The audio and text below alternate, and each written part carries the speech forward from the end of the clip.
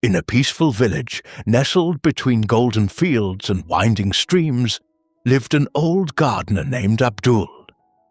Once known for his breathtaking garden, Abdul now spent his days alone, sitting quietly on a wooden bench beneath a jasmine tree that had not bloomed in years. It was his wife's favorite tree. She had passed away 5 springs ago, and so had the color in his life.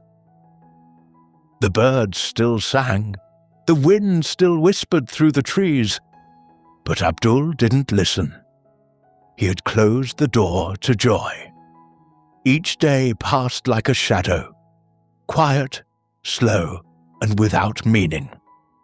The jasmine tree stood beside him, like a silent witness to his grief.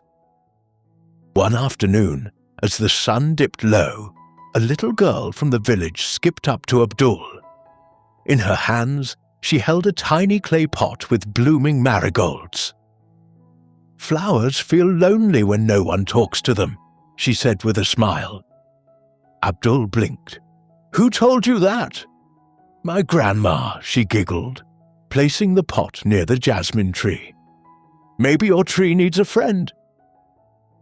That night, Abdul sat under the jasmine tree longer than usual. He looked at the marigolds, then at the old tree.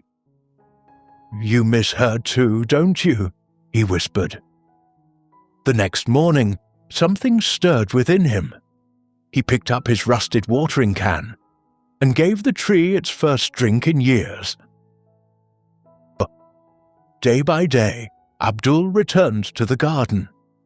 He cleared the weeds, trimmed the bushes, and hummed the old songs his wife used to sing. The neighbors watched, curious. Some smiled, some offered help. The air around the house began to change. Softer, lighter, alive. One early morning, as the first rays of sunlight touched the earth, Abdul stepped outside and froze. The jasmine tree, his wife's jasmine tree, was covered in tiny white blossoms. Their scent filled the air, soft and sweet like a long-lost memory.